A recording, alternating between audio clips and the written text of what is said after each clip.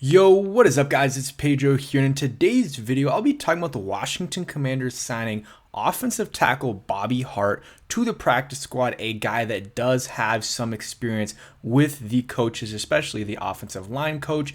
They also the Green Bay Packers signed former Commanders first round pick Jamin Davis to their practice squad. So I'll talk about that, especially if you're a Packers fan trying to know more about Jamin Davis. Let's talk about Bobby Hart first, what this means for maybe Brandon Cornelius Lucas, who were both dealing with injuries last week against the Bears. Brandon Coleman didn't even play in the game because of a concussion, and Cornelius Lucas was in a walking boot after the game with an ankle injury. So I would probably guess he misses this game against the New York Giants.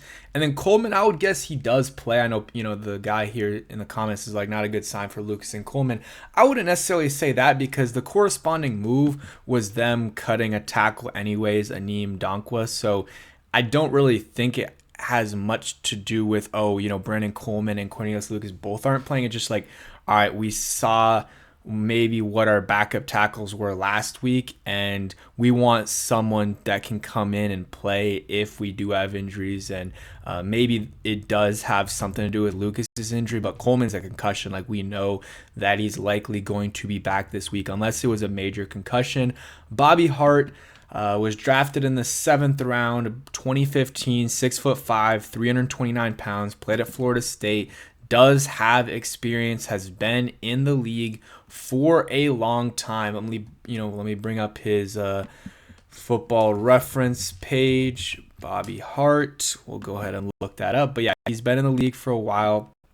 There we go. He played with the Giants, played with the Bills, and that's where the connection is with the Commanders. Bobby Johnson, their offensive line coach, was with the Bills for a little bit, so they had some overlap there. You look at Bobby Hart, played from 2015 to 2017 with the Giants, and was a starter for most of the season in 2016.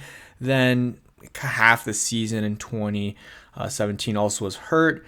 And then 2018 through 2020 is probably where he got the most PT, and he was a starter. So a 3-year starter, 16, 16, and 13. You see his AV here is pretty high. And then 2021, played with the Bills a little bit, which is that connection with Bobby Johnson. Played with the Titans as well. Didn't play. It started one game, and that was with the Titans, and then played with the Bills in 2022. But at that point, I believe Bobby Johnson was gone from the Buffalo Bills and was now on the Giants. So when the signing first happened, I did remember Bobby Hart played for the Giants. That's where my mind first went, at least. But I didn't realize that the connection between the two of them actually happened in Buffalo and not in New York. So something to think about there. A guy that maybe knows what Bobby Johnson's looking for, even though he was only there with him for one game. But I don't know how, maybe he had an injury, so he was there for a little bit longer. I don't know how long he was there, but he at least has some familiarity with Bobby Johnson, whether it's 1 week or 2 weeks or maybe 6-7 weeks, depending on whatever happened there.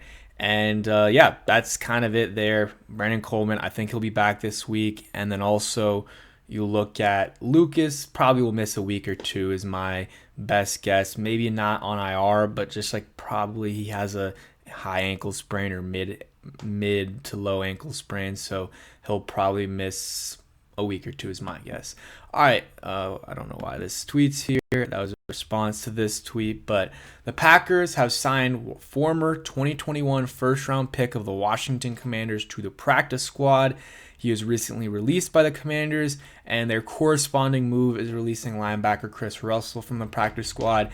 Not that you guys needed to know all that information if you're a Commanders fan, but what I was kind of thinking before was like, all right, is he going to play DN or is he going to play linebacker there? And it's not always the case, but when they're releasing a linebacker, so that's probably meaning they're keeping Jamin Davis there as a linebacker. I believe they also have some other linebackers that are dealing with injuries, Quay Walker. If you're a Packers fan, here's the thing with Jamin Davis. He obviously didn't pan out. We released him after a few seasons. He is pretty athletic. I would say the numbers might be a little bit misleading on how athletic he is, or at least in terms of seeing it on the field, barely saw that crazy athleticism, that 4.4 speed, that 40 plus inch vertical that he has, or that he had at the combine. I don't necessarily see that on the field all the time. There were flashes of it, but he has 30 plus career starts, at linebacker, and he recently, this offseason, they asked him to play DN, so he played there, was fine. Like, I honestly didn't think they needed to release him. I thought he was playing fine over there, as a second, third string guy, but they released him. It wasn't a, crazy move by any means, but hey, a different, scenery could change things for him and could be really good for Jamin Davis. And, they've developed guys in the past. I know, Devondre Campbell did really well with you guys or with the Packers. You got Rasul Douglas also got developed. And you guys got a bunch of really good defenders on that team over the last few years that have gotten developed. So maybe they can do the same with Jamin Davis. I'm rooting for him because, as much as it didn't work out, that's not, obviously he could have done better, but the Commanders overdrafted him for sure.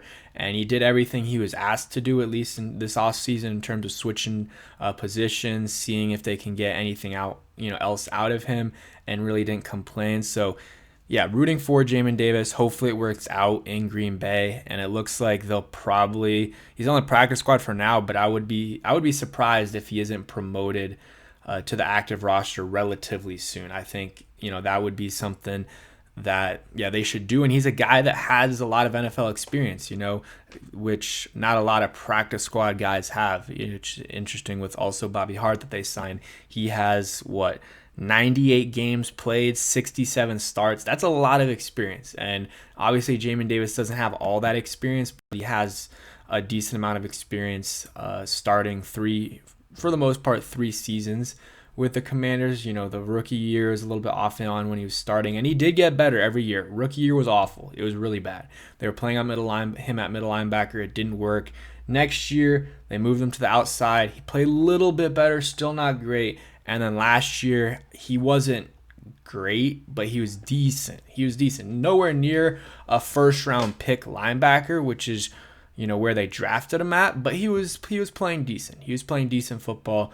And, they switched him to the end, and it didn't completely work out. But it is what it is, and I'm rooting for Jamin Davis. And, that's it for today's video. If you guys did enjoy, hit that like button, subscribe if you guys do, and comment down below. Let's go. I'm trying to think of a somewhat of an OG player. We'll go Josh Morgan. Thanks for watching. Hope you guys enjoyed, and peace.